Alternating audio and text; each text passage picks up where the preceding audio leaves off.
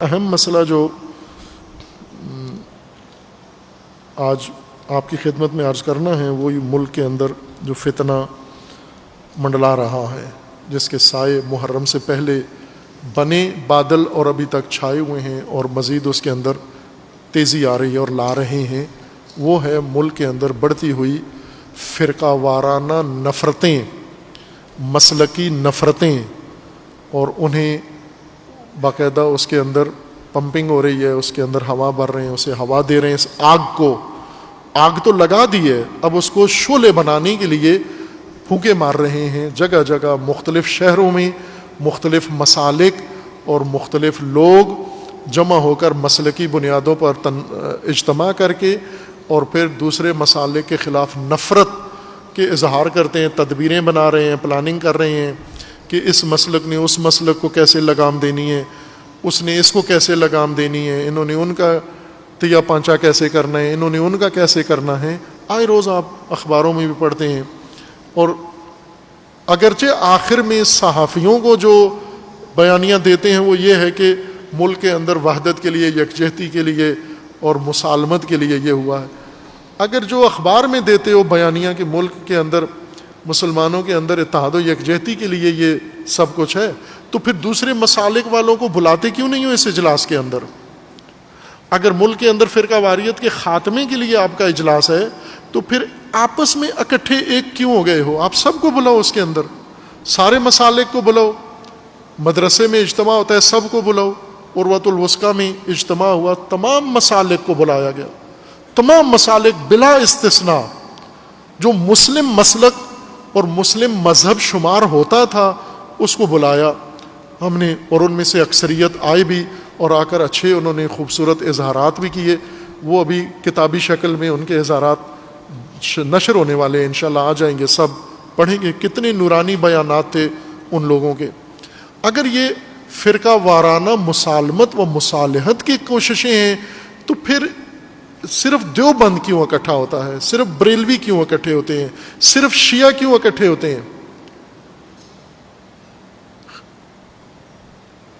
یہ جو خالص اپنے مسلک کا اجتماع کرتے اور کہتے ہو وحدت کے لیے ہو رہا ہے، تو وحدت کے لیے تو کسی دوسرے کو بھی شامل کرو اس کے اندر، کسی اور مسلک کے عالم کو، ان کے علماء کو، ان کے سرکردہ لوگوں کو بٹھاؤ اندر اور ان کی موجودگی میں باتیں کرو، ان کی تجاویز سنو، آپ ان کو جو بات کہنی ہے ان کو سمجھاؤ جو انہوں نے آپ کو کہنی ہے، اس کا تو یہ طریقہ ہوتا ہے۔ یہ جو خالص کر کے اور متشدد لوگوں کو بلاتے ہیں، اب کن کن لوگوں کو بلاتے ہیں نام پڑھ لیا کریں، اخبار میں سب کے نام لکھے ہوتے ہیں کہ ان لوگوں کو بلایا گیا ہے، اجلاس میں یہ شرکاء ہیں۔ یہ شرکاء نجی محفلوں میں اور بند کمروں میں یہ اتحاد کی بات کریں گے، جبکہ یہ ممبروں پہ اور چوکوں پہ فرقہ واریت سے نہیں ہچکچاتے۔ یہ تو برملا مقدسات کی توہین کرتے ہیں، جو سٹیجوں پہ مسلمانوں کی تکفیر کرتے ہیں، گمراہ کرتے ہیں اور نفرت پھیلاتے ہیں، یہ نجی محفل میں، محفوظ محفل میں یہ اتحاد کی باتیں کریں گے۔ یہ کیسا دھوکہ ہے جو آپ کرتے کچھ ہو اور میڈیا میں کچھ اور بیانیاں دے دیتے ہو۔ بھلے اجتماع کرو اور ضرورت ہے اس وقت کرنے کی، لیکن وہ سارے باہمی شرکت کے ہوں، باہمی شراکت کے ہوں، سب مل کر کرو، اور تمام مسالک، ایک علاقے کے علماء اس علاقے کے سارے مل بیٹھیں آپس میں، جس علاقے میں پروگرام رکھتے ہو، شیعہ امام بارگاہ میں رکھتے ہو، سارے سنیوں کو بلاؤ، اس علاقے کے معتبر لوگوں کو۔ اگر اہل سنت کے ہاں کوئی اجتماع ہوتا ہے اس موضوع پر تو وہاں کے سارے شیعہ کو بھی بلا لو، اس میں باقی مسالک کو بھی شریک کرو، تاکہ پتہ چلے، ایک عملی مظاہرہ بھی ہو جائے اور پیغام بھی ایک اچھا قوم کو جائے کہ اگر چند لوگ آگ لگانا چاہتے ہیں تو باقی سارے اس آگ کے خلاف ہیں۔ یہ عزیزان، پاکستان میں بہت خطرناک کام شروع ہو رہا ہے اور ہو گیا ہے، بہت خطرناک، پہلے سے بھی بہت خطرناک۔ وہ جو 80 کی دہائی میں شروع ہوا تھا، افغانستان مارکے کے ساتھ ساتھ پاکستان کے اندر نفرت کا ایک عمل شروع ہوا تھا، اور پھر اس کے بعد قتل و غارت ہوئی، اور وہ 30 سالہ قتل و غارت پاکستان کی فورسز کو کتنی محنت اور قربانیوں کے بعد کنٹرول کرنا پڑی۔ اس سے زیادہ خطرناک منصوبہ ابھی شروع ہوا ہے جو اس وقت ہونے جا رہا ہے اور جسے عملی کرنے کی کوششیں کی جا رہی ہیں. چونکہ یہ بالکل پاکستان کا اندرونی معاملہ نہیں ہے، یہ اندرونی معاملہ نہیں ہے. آپ فقط سعودی عرب کے سفیر کی دیکھو کارگزاری روزانہ کی بنیاد پر وہ کیا کر رہے ہیں پاکستان میں. ایک سفیر، اس کے ذمہ داریوں میں یہ چیزیں آتی ہیں جو کچھ وہ کر رہے ہیں روزانہ کی بنیاد پر. آیا باقی 200 ممالک کے سفیر جو پاکستان میں ہیں انہیں اجازت ہے یہ کام کرنے کی؟ سری لنکا کے سفیر کو اجازت ہے، ملائیشیا کے سفیر کو اجازت ہے، انڈونیشیا کے سفیر کو اجازت ہے کہ وہ اس طرح سے کھلے بندوں، ہر طبقے، ہر مرکز، ہر بندے سے جا کر ملے. اور ظاہر ہے کہ سعودی عرب کا ایک واضح کردار ہے پاکستان کے اندر بھی اور اس مسلکی اور نفرتوں کے اندر بھی. دوسری طرف سے نصیریت ہے، ایک طرف ناصبیت ہے اور ناصبیت کے پیچھے سپورٹر ہیں، اور دوسری طرف سے نصیریت ہے. نصیریت کی پشت پر MI6 ہے، برطانوی خفیہ ایجنسی، مسلم دشمن ایجنسی اور مسلم کش ایجنسی. جتنا مسلمان کشی دنیا میں آج تک ہوئی ہے وہ سب اس کے پیچھے ڈائریکٹ یا انڈائریکٹ اس ایجنسی کا ہاتھ ہوتا ہے. اور انہوں نے، اور یہ بات میں نہیں کہہ رہا ہوں، شیعہ مسلک کی سپریم اتھارٹی، مذہبی بھی، سیاسی بھی، اجتماعی لحاظ سے بھی، رہبر معظم حضرت آیت اللہ العظمہ امام خامنئی دامت ظلہ العالی، یہ ان کا فرمانا ہے کہ ایک ورژن شیعہ کا، تشیع کا MI6 نے، برطانیہ ایجنسی نے بنایا ہے اور وہ اس کو میدان میں اتار کر مسلمان دشمنی اور شیعہ سنی جنگ کے لیے اس سے استفادہ کر رہے ہیں. اب آپ پیچھے دیکھ لیں کہ کون لوگ ہیں ان کے پیچھے، نصیریت کے پیچھے کون ہے اور ناصبیت کے پیچھے کون ہے. اس وقت شیعہ سنی دونوں علماء کا امتحان ہے ملک کے اندر. یہ آزمائش کی گھڑی ہے علماء کے لیے، شیعہ علماء اور سنی علماء کے لیے اور متدینین کے لیے. چونکہ جب بھی کسی شعبے میں کوئی بحران پیدا ہوتا ہے تو اسی شعبے کے ذمہ داروں کا ایک امتحان شروع ہو جاتا ہے، اور امتحان میں یہ دیکھا جاتا ہے کہ انہوں نے اس امتحان میں سرخروئی حاصل کی ہے، پورا اترے ہیں یا نہیں. اور وہ سرخروئی مثلا اگر ملک کے اندر سلامتی کا بحران ہو، ملکی سلامتی کا بحران پیدا ہو جائے، سرحدیں ناامن ہو جائیں، تو کس کا امتحان شروع ہوا ہے؟ دینی طالب علموں کا تو امتحان نہیں شروع ہوا، اسکول کے بچوں کا بھی امتحان نہیں ہوا، نہ اسکول ٹیچروں کا امتحان شروع ہوا ہے. یہ فوجی جرنیلوں کا، فوجی کمانڈ کا امتحان شروع ہوا ہے. اگر ملکی سرحدیں ناامن ہو گئی ہیں تو جرنیل امتحان میں پڑ گئے ہیں. اب یہ ان کا ٹیسٹ ہے کہ آیا وہ اپنے منصب، اپنے عہدے، اپنے عہد، اپنی قسم کے ساتھ وفادار ہیں یا نہیں، اپنے ملک کے ساتھ وفادار ہیں یا نہیں. اور اگر انہوں نے سرحدوں پر، ملکی سلامتی کے بحران پر فرض شناسی سے کام لیا، فوراً سارے جرنیل مل کے بیٹھ گئے اور بیٹھ کر انہوں نے ملکی سلامتی کا فوراً انتظام کر لیا اور دشمن کو روکنے کے لیے سارا بندوبست وقت پہ کر لیا اور جواب دے دیا، اس کے پروپیگنڈے کا پروپیگنڈے سے جواب دیا اور اس کے ایکشن کا ایکشن سے جواب دیا، تو اس کا مطلب ہے کہ جرنیل، فوجی جرنیل ملکی سلامتی کے بحران میں کامیاب ہو گئے ہیں، سرخرو ہو گئے ہیں، ملک بچا لیا انہوں نے، سرحدیں محفوظ کر لی ہیں انہوں نے. یہ ان کا امتحان میں کامیابی ہے. اگر ملک کے اندر تعلیم کا بحران ہے جیسا کہ ابھی چل رہا ہے، تو تعلیمی ادارے، یونیورسٹیاں، کالج اور تعلیم کے متولیوں کا امتحان ہے. اور اگر پاکستان کی یونیورسٹیاں دنیا کی 1000 یونیورسٹیوں میں شامل نہیں ہیں، جیسا کہ نہیں ہیں، یہ پاکستان کی تعلیمی نظام کے لیے بہت شرمندگی کا مقام ہے کہ دنیا کی 1000 پہلے نمبر پر، 1000 پہلا نمبر تو نہیں ہوتا، 1000 تو کتنا عدد بن جاتا ہے، پہلے 10 نمبر کے ہیں یا پہلے 20 یا پہلے 100 نمبر کے ہیں تو پہلا نمبر شمار ہوتا ہے. لیکن 1000 یونیورسٹیاں دنیا کی اگر ترتیب دی جائے ان کے علمی مقام کے لحاظ سے، اس میں ایک بھی نہ سرکاری نہ پرائیویٹ یونیورسٹی شامل نہیں ہے. وہ اس کا مطلب ہے تعلیمی بحران ہے. تعلیمی بحران کا ذمہ دار کون ہے؟ حکومت ہے، وزیر تعلیم ہے، اساتید ہیں، پروفیسر ہیں اور وائس چانسلر ہیں. یہ سارے لوگ جن کے ہاتھ میں تعلیمی نظام ہے، سسٹم ہے، یہ ان کا امتحان ہے. اگر ملک میں معیشت کا بحران ہے، مہنگائی ہے، کرنسی وہ بے قیمت ہوتی جا رہی ہے، لوگوں کو ضروریات زندگی میسر نہیں ہے، اس بحران پر قابو پانے کے لیے آپ روزانہ ایک ایشو چھیڑ دو، نواز شریف کو لایا جائے. خوب نواز شریف کو لائے، نواز شریف جائے جہاں سے آیا وہاں جائے. نواز شریف کے آنے سے جانے سے کیا قوم کو نقصان ہوا جو نواز شریف کے آنے سے پورا ہو جائے گا؟ لیکن پوری قوم نواز شریف کے آنے اور جانے میں لگا رکھتے ہیں. کیوں؟ تاکہ ان کو یہ خبر ہی نہ ہو کہ ٹینڈا 200 روپے کلو ہو گیا ہے.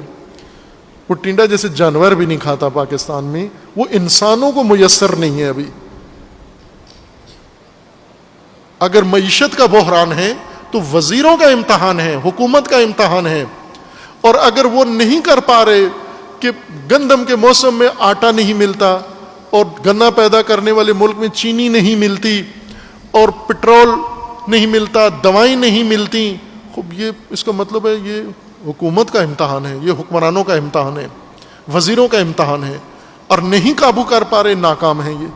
اور ناکام ان کو کیا جواز ملتا ہے پھر اپنی سیٹ پہ، اپنی پوسٹ پہ رہنے کا؟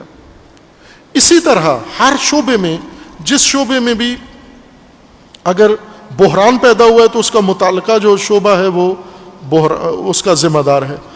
اب آپ توجہ کریں کہ اگر مذہبی فتنے سر اٹھا رہے ہوں، جیسے میں نے ابھی عرض کیا کہ ڈکیتیاں ہو رہی ہیں، بچوں کے ساتھ زیادتیاں ہو رہی ہیں، تنہا عورتوں کے ساتھ زیادتیاں ہو رہی ہیں، اور گلی گلی فساد ہو رہا ہے، تو کون ناکام ہے؟ غریب لوگ ناکام ہیں، منڈی کے تاجر ناکام ہیں، کھیتی باڑی کرنے والے کسان ناکام ہیں، یا پولیس ناکام ہے؟ پولیس اپنے امتحان میں فیل ہے. اگر مذہبی فتنہ کھڑا ہو جاتا ہے، مذہبی مسلکی بحران کھڑا ہو جاتا ہے، فرقہ واریت کھڑی ہو جاتی ہے اور کھل کے گمراہی سامنے آ جاتی ہے، کھل کے، نہ پردے میں، کھل کے ناسبیت، بغض اہل بیت کے ساتھ کھل کے سامنے آ جاتا ہے، اور اہل بیت کے دشمنوں کی تعریفیں میڈیا پہ کی جاتی ہیں، یزید کی تعریفیں میڈیا پہ کی جاتی ہیں، بنو امیہ کی تعریفیں میڈیا پہ کی جاتی ہیں، تو اس کا مطلب یہ کہ ناسبیت کھل کے پردے سے نکل کر نقاب اتار کے میدان میں آ گئی ہے.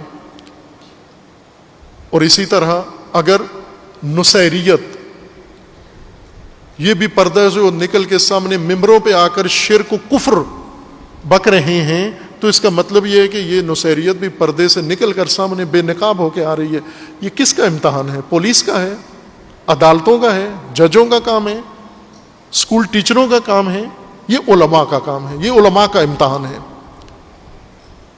اگر تشیع کے نام پر نصیریت شرک و کفر پھیلا رہی ہے تو شیعہ علماء کا امتحان ہے، شیعہ علماء کا ٹیسٹ ہو رہا ہے. یہ اگر نہیں اس کو کنٹرول کر سکتے تو ناکام ہیں، یہ ناکامی ان کی شمار ہوگی. اور ناسبیت کو اگر اہل سنت کنٹرول نہیں کر سکتے، چونکہ ناسبیت سنی نام استعمال کرتے ہیں، جبکہ ناسبی سنی مسلمان ہیں، ناسبی مسلمان نہیں ہیں، شیعہ مسلمان ہیں، نصیری مسلمان نہیں ہیں. یہ دونوں غیر مسلم، یہ مسلمانوں کے دو فرقوں کا نام استعمال کر کے اور ایک بغض اہل بیت پھیلا رہا ہے اور ایک شرک و کفر پھیلا رہا ہے. اور یہ علماء مسلکی تعصب میں شکار ہو کر ان کو سپورٹ کرنے کی، اور ان کو جب بھی کوئی ایسا اجتماع کرتے ہو جس میں نصیریت کو یہ شائبہ نظر آتا ہے کہ ہماری پشت پہ تو اتنے علماء بیٹھے ہیں، ہمارا ساتھ دینے والے تو اتنے امامے والے بیٹھے ہوئے ہیں، تو نصیریت ختم ہوگی. جب ناسبیت کو پتہ چل جاتا ہے کہ اتنے مدرسے اور اتنے علماء اور اتنے مفتی ہمارے پیچھے کھڑے ہیں، تو ناسبیت کا خوف ختم ہو جاتا ہے. ناسبیت کو شیعہ کنٹرول کریں اور نصیریت کو سنی، یہ جنگ ہے.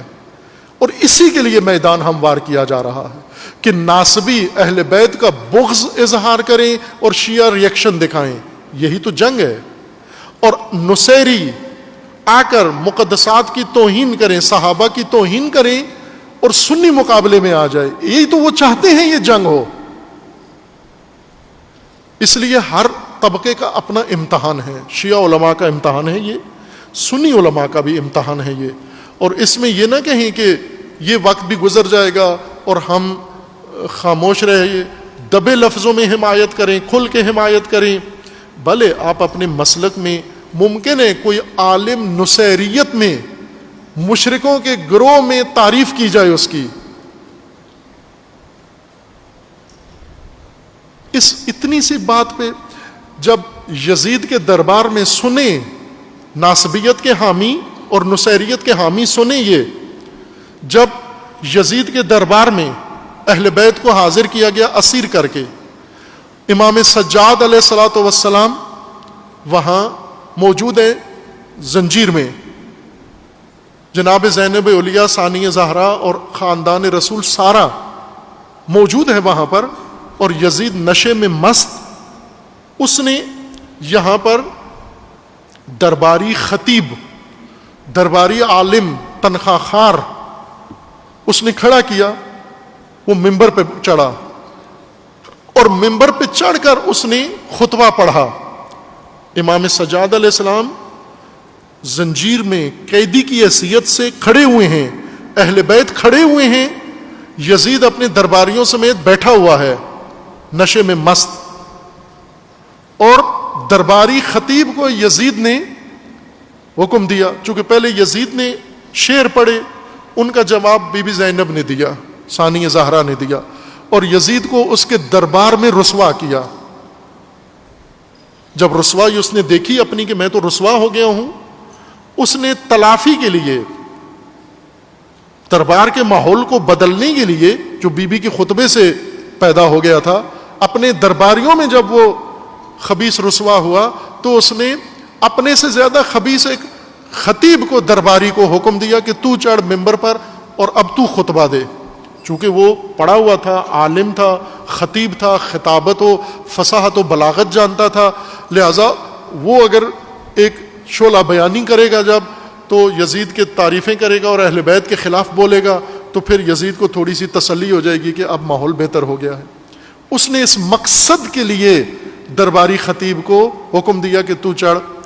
جب وہ ممبر پہ آیا اور آ کر اس نے خطبہ پڑھا، خطبے کے یہ اس کے الفاظ تھے کہ حمد ہے اللہ کی، اس خدا کی حمد ہے جس نے یزید کو عزت دی ہے اور جس نے یزید کے دشمنوں کو، مخالفوں کو ذلیل کیا ہے. یہ اس خطیب نے دربار میں خطبے میں یہ لفظ پڑھا.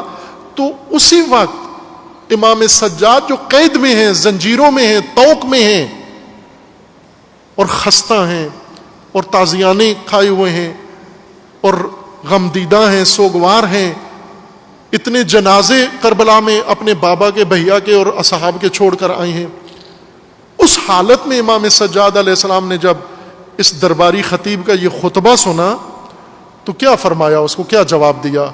وہی آج کے ناسبیت کے حامی علماء اور نصیریت کے حامی علماء وہ یہ خطبہ سنے، وہ جملہ سنے امام سجاد کا. امام سجاد علیہ السلام نے کیا فرمایا اس کو؟ ایھا الخاطب، اے خطابت والے، اے خطابت کے نام پر خطبہ دینے والے، تو نے مخلوق کی رضا کے لیے خالق کو ناراض کر لیا ہے، تو نے اپنے اللہ کو ناراض کر لیا ہے. یہ جملہ کہہ کر تو نے، یہ جو آج نصیریت اور ناسبیت کی پشت پہ آ کے کھڑے ہو کے صفیں بنا رہے ہیں، یہ غور نہیں کرتے کہ مشرکوں کے پیچھے کھڑے ہوگے اور دشمنان اہل بیت کے پیچھے کھڑے ہوں گے آپ. یہ ایک اہل سنت عالم کا یہ قول ہے کہ انہوں نے تعصف کے ساتھ، ایک بڑی بزرگ شخصیت کا یہ قول ہے کہ میں تصور نہیں کر سکتا تھا کہ سنیت اتنی پست ہو جائے گی ایک دن کہ وہ بنو امیہ کی تعریفیں شروع کر دیں گے، دشمنان اہل بیت کی تعریفیں سنی کرنا شروع کر دیں گے. میں اس پستی کو تصور نہیں کر سکتا تھا. اور یہی حال، یہ پستی تصور سے باہر ہے کہ کوئی شیعہ عالم وہ نصیریت کے پیچھے اٹھ کے کھڑا ہو کر ان کے شرک و کفر کی حمایت شروع کر دے اور انہیں شیعہ شمار کرنا شروع کر دے. اتنی پستی میں کیوں چلے گئے؟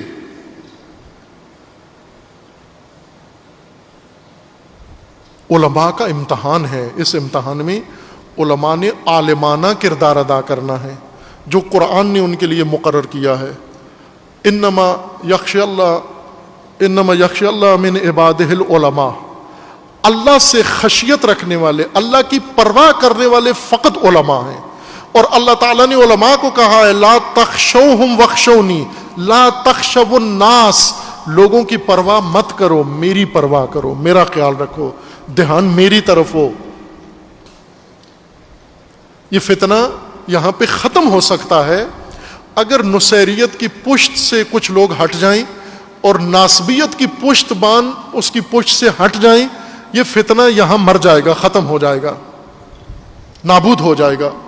لیکن یہ لوگ جو مسلکی تعصب کی وجہ سے ان کی حمایت میں کھڑے ہو جاتے ہیں، یہ در حقیقت ان فتنہ گروں سے بھی برا کام کر رہے ہیں. مجرموں کا ساتھ دینا اور مجرمین کے حمایت میں بولنا یہ غلط ہے. عزیزان، یہ بیمار طبقہ ہے. ناصبی بھی بیمار ہیں، نصیری بھی بیمار ہیں. نصیری توہین کرتے ہیں، اہل سنت کے مقدسات کی توہین کرتے ہیں. ناصبی اہل بیت کے دشمنوں کی تعریف کرتا ہے، اور جب اہل بیت کے دشمنوں کی تعریف کرتا ہے تو خواہ نخواہ اہل بیت کی توہین کرتا ہے، رسول اللہ کی توہین کرتا ہے.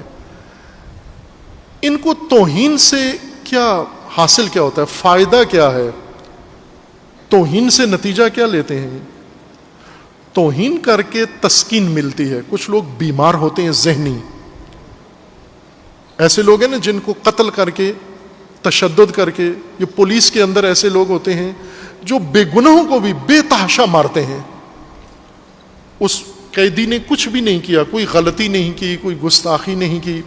وہ یاد ہے آپ کو اور رحیم یار خان کا ایک وہ ذہنی طور پر تھوڑا ڈسٹرب جوان، کیا نام تھا اس کا، وہ جس نے اے ٹی ایم سے پیسے نکالے تھے، جوان تھا جسے پولیس تشدد میں مار دیا گیا. اس کی ایک ویڈیو میں ایک جملہ ہے، وہ پولیس والے سے کہتا ہے کہ اگر مارو نہیں یا ناراض نہ ہو تو ایک بات پوچھوں. تو اس نے کہا پوچھو. تو وہ اس کو کہتا ہے کہ یہ مارنا کہاں سے سیکھا ہے تو نے؟ اب وہ ذہنی طور پر مفلوج بچہ ہے، اس کا ذہن صحیح کام نہیں کرتا. وہ گھس گیا اے ٹی ایم میں، جا کے اس نے پیسے نکالے یا جو کچھ بھی کیا.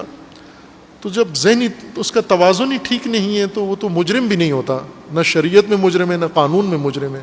اسی کو پولیس نے تشدد کر کر کے مار دیا وہاں پر. اس کی لاش اس کا باپ اٹھا کے لے کے گیا.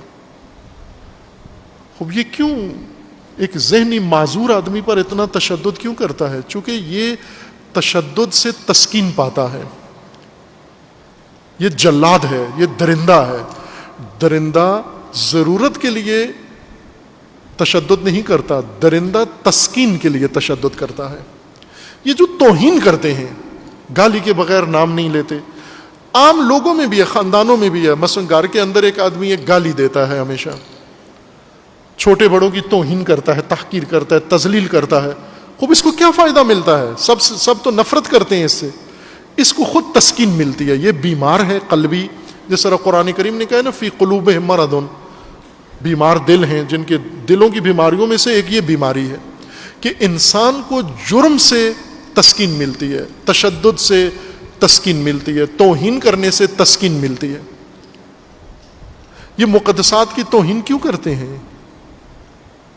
اس لیے کرتے ہیں کہ انہوں نے پہلے نفرتیں بھری ہیں لوگوں کے دلوں میں. نفرت کو مذہب بنا کر پیش کیا ہے. انہوں نے یہ پیش کیا ہے کہ سنی، سچا سنی کون ہے؟ جو شیعہ سے نفرت کرتا ہو. سچا شیعہ کون ہے؟ جو سنی سے نفرت کرتا ہو. پہلا جرم یہ ہے ان کا کہ انہوں نے تشیع کی تبلیغ یہ کی ہے کہ سنی سے نفرت کرو گے تو مخلص شیعہ سمجھے جاؤ گے. ائمہ کے نزدیک سب سے بڑا مخلص کون ہے؟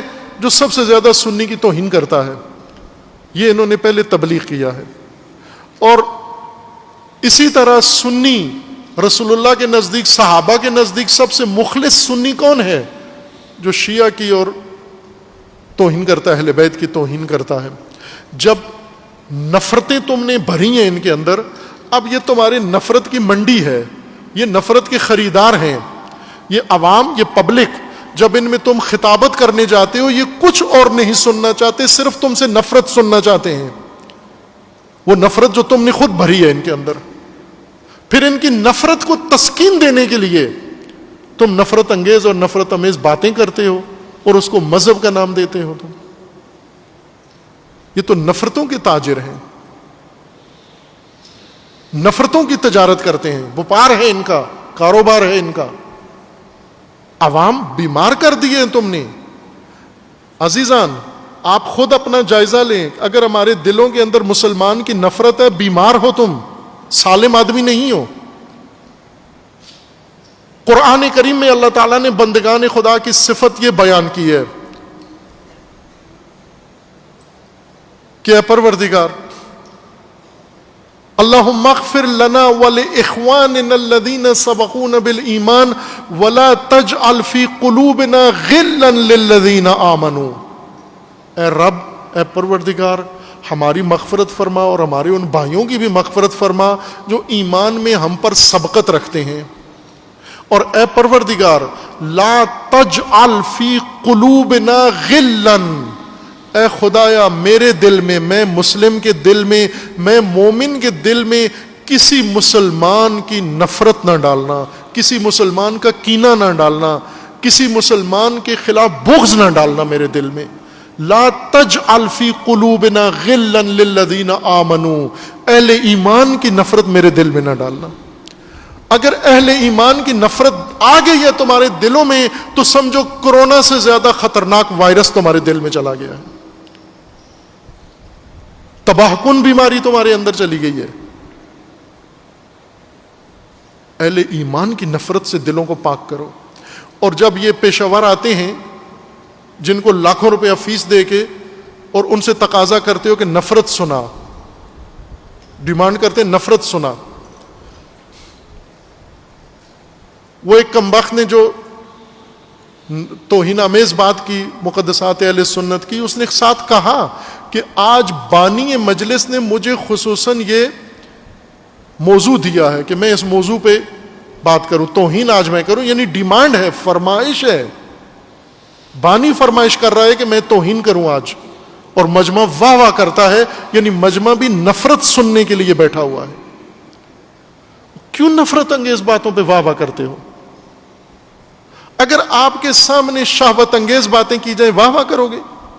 آپ کی عورتوں کے سامنے اگر جا کر شہوت رانی کی باتیں کی جائیں وہ عورتیں واہ واہ کریں گی. اگر شہوت کی باتوں پہ تم نے واہ واہ کی، بیمار ہو، جنسی بیمار ہو.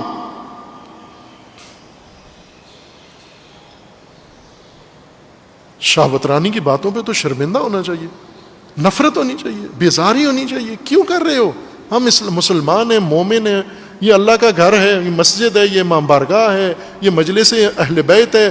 اہل بیت پاک ہیں، بیویاں پاک ہیں. ان پاک لوگوں کی مجلس میں یہ کیوں کا باتیں کرتے ہو آپ؟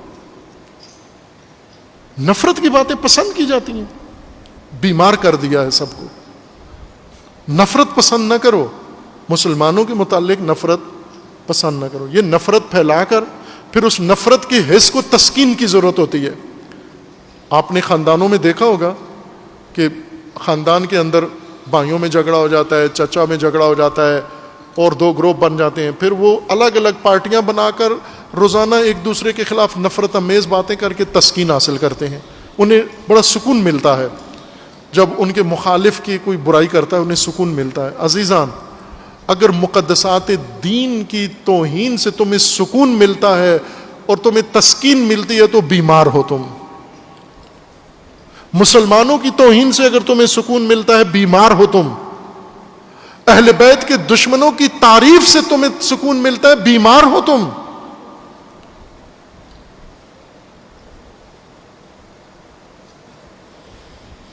علماء یہاں پر اپنے اس الہی منصب کو دیکھیں, انہیں بڑا عظیم مرتبہ ہے علماء کا. رسول اللہ کا فرمان ہے العلماء ورثۃ الانبیاء, یہ نبیوں کے وارث ہیں. اور نبیوں کے ورثہ کبھی بھی مجرمین کے ساتھی نہیں ہوتے اور مفسدین کے حامی نہیں ہوتے. نبیوں کے حامی, نبیوں والی راہ, وہ بیزار ہوتے ہیں, متنفر ہوتے ہیں, اگرچہ ان کا نبی کا اپنا بیٹا ہی کیوں نہ ہو, نوح کا بیٹا ہی کیوں نہ ہو, وہ اس نوح کے بیٹے کو بھی اللہ فرماتے ہیں یہ تیرا عمل نہیں ہے, یہ تجھ میں سے نہیں ہے. ابراہیم نے اپنے اب آزر کو کہا تو گمراہ ہے, تو مشرک ہے, تو بت پرست ہے, تو بت گر ہے, میں تیرا دشمن ہوں ابھی اگر توبہ نہیں کرتا تو. ہم دعویٰ کرتے ہیں امت ابراہیم و امت رسول اللہ ہونے کا اور کام سارے الٹ کرتے ہیں. عزیزان, اس وقت یہ جو فضا بنائی جا رہی ہے, جو کھچڑی پک رہی ہے, یہ جو جلسے جگہ جگہ جگہ جگہ ہو رہے ہیں اور آپ سن رہے ہیں آج فلاں, اب جمعہ گزرتا ہے, کتنا مقدس دن ہے. کئی مہینوں سے میں آپ کی خدمت میں جمعے کی خصوصیات ذکر کر رہا ہوں. جمعہ مغفرت کا دن ہے, جمعہ شاہد ہے, جمعہ مشہود ہے, جمعہ 10 گنا حسنات کا.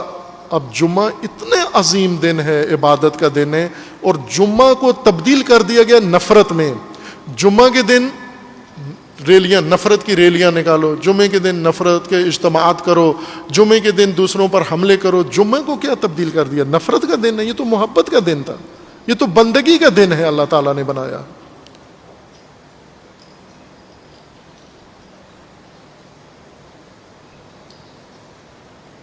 ان کو اپنے اپنے زیر حمایت لوگوں کی طرف نگاہ کرنی چاہیے.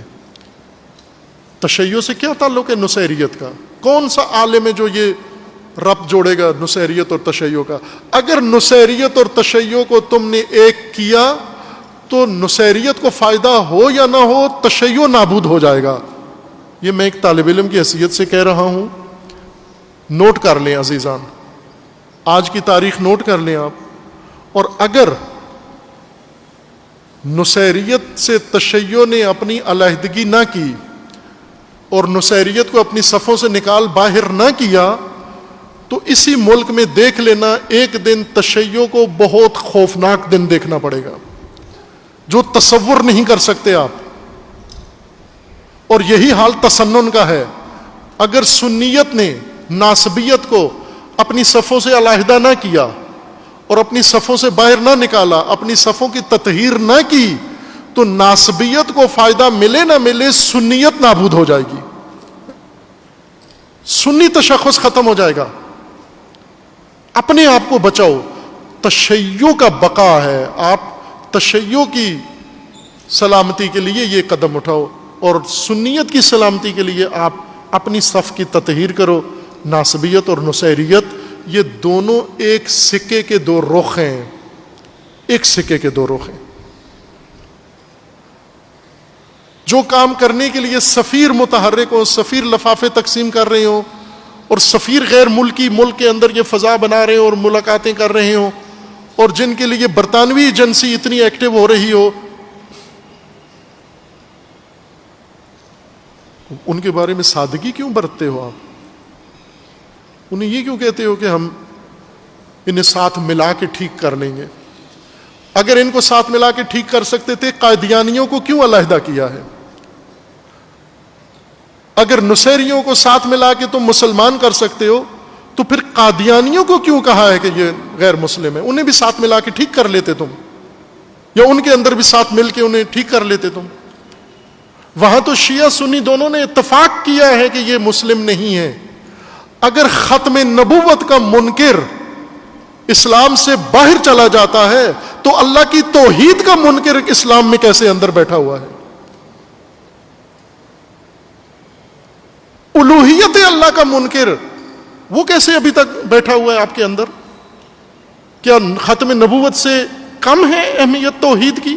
ختم نبوت کے انکار سے اگر چلا جاتا ہے وہ نبوت کا قائل ہے، خاتمیت کا قائل نہیں ہے، تو وہ اسلام سے باہر چلا گیا.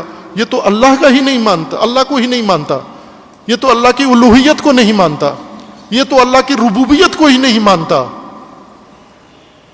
یہ کیسے مسلمان بیٹھا ہوا ہے آپ کے اندر؟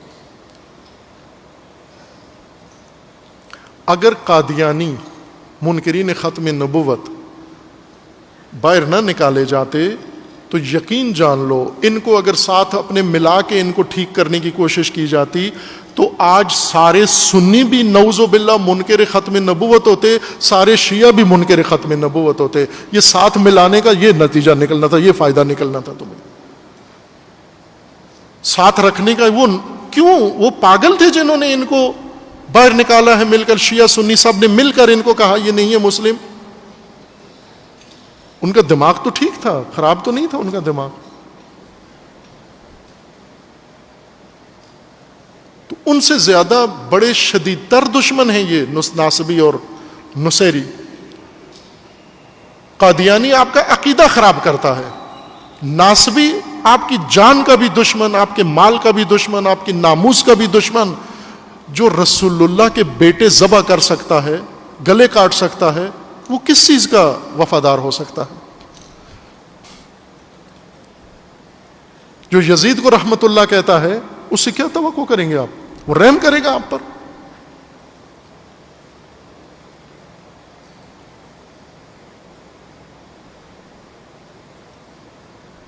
یہ علماء کا امتحان ہے، آپ مانو یا نہ مانو لیکن یہ امتحان آپ کا ہے. اس امتحان میں آپ کی کارکردگی ہوگی. دنیا میں ممکن ہے کوئی اس امتحان میں فیصلہ نہ دے، پہلے تو لوگوں کو بھی سمجھ میں آتی ہے بات، لیکن اگر مومنین متقین کسی حد تک چشم پوشی بھی کریں تو اللہ کی بارگاہ تو ہے نا، عدالت کا وہ دن، اس پر تو ایمان ہونا چاہیے بے حیثیت مسلمان کہ اللہ کی بارگاہ میں تو جانا ہے، وہاں تو جا کر پتہ چلے گا کہ کیا کرتے رہے ہم.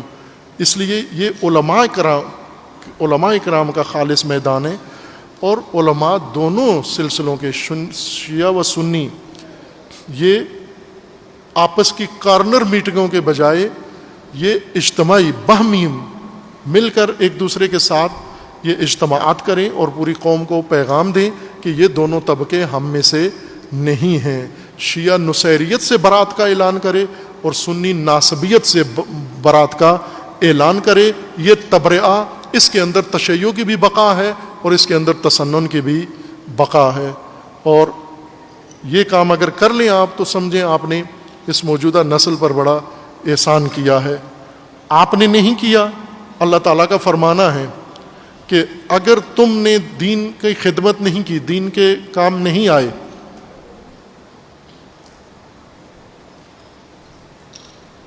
تو خدا تمہارے بدلے میں نئی قوم لے آئے گا، نئی امت لے آئے گا.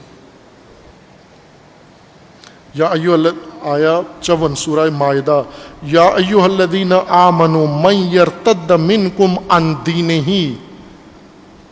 اگر تم میں سے کوئی مرتد ہو گیا، دین سے باہر چلا گیا، ذمہ داری دین کی ادا نہ کی، پھر کیا ہوگا؟ فسوف یأتی اللہ بقوم یحبہم ویحبونہ اذلۃ علی المؤمنین اعزۃ علی الکافرین یجاہدون فی سبیل اللہ ولا یخافون لومۃ لائم ذلک فضل اللہ یؤتیہ من یشاء واللہ واسع علیم.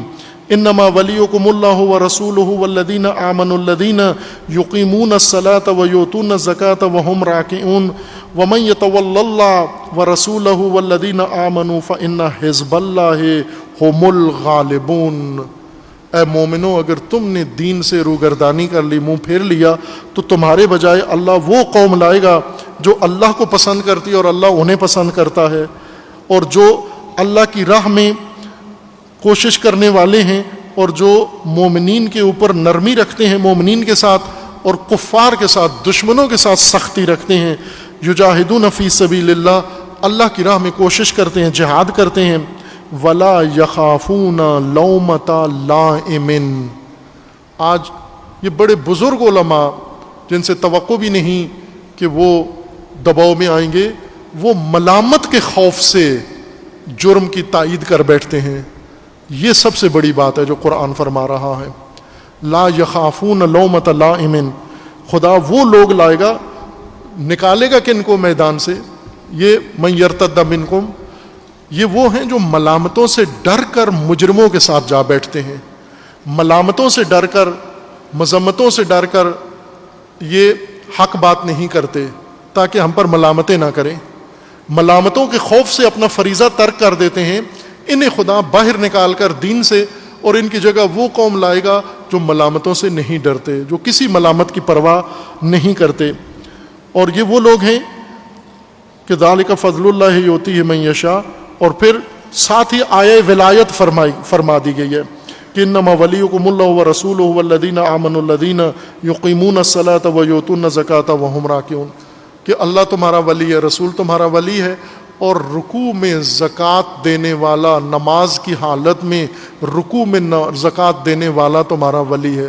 اب یہ تمام مسلمین کا اجماع ہے کہ وہ ایک ہی شخصیت ہے، اس کا نام ہے علی ابن ابی طالب علیہ الصلاۃ والسلام، جنہوں نے حالت رکوع میں زکوٰۃ دی ہے، وہ تمہارا ولی ہے۔ وَمَن يَتَوَلَّ اللَّهَ وَرَسُولَهُ، اور وہ جو اللہ کو اپنا ولی بنائے اور رسول کو ولی بنائے، وَالَّذِينَ آمَنُوا، اور وہ جو مومنوں کو اپنا ولی بنائے، فَإِنَّ حِزْبَ اللَّهِ هُمُ الْغَالِبُونَ، یہ حزب اللہ ہے اور اللہ کا وعدہ ہے حزب اللہ غالب ہے۔ حزب اللہ، اللہ کی ولایت، رسول اللہ کی ولایت اور اہل ایمان کی ولایت میں آنے کا نام ہے، اور حزب اللہ ملامتوں سے نہ ڈرنے کا نام ہے، حزب اللہ حق برملا بیان کرنے کا نام ہے، اور یہ وعدہ ہے اللہ کا۔ آج اگر ہم نے یہ کام نہ کیا تو اللہ دوسروں کو لے آئے گا اور ہمیں رسوائی و شرمندگی دیکھنا پڑے گی۔ اللہ تعالیٰ انشاءاللہ ان سارے فتنوں کو پروردگار ناکام بنائے، اور ان فتنہ گروں کی طرف ان فتنوں کو پلٹائے، اور فتنے بنانے والے اور مسلمانوں کے خلاف، اسلام کے خلاف یہ منصوبے بنانے والے، اللہ تعالیٰ ان کو خود ان کے ناپاک منصوبوں اور ان کے مکر و مکاری کا شکار ان کو بنائے خداوند تعالیٰ، اور پروردگار تمام مومنین کی حفاظت فرمائے، خداوند مومنین کے اور مسلمین کے دلوں میں محبت و الفت قائم فرمائے، اور اللہ تعالیٰ انشاءاللہ تمام علماء کو حق گوئی کی توفیق عطا فرمائے، اور حق کی بات کرنے والوں کی اللہ حفاظت فرمائے انشاءاللہ۔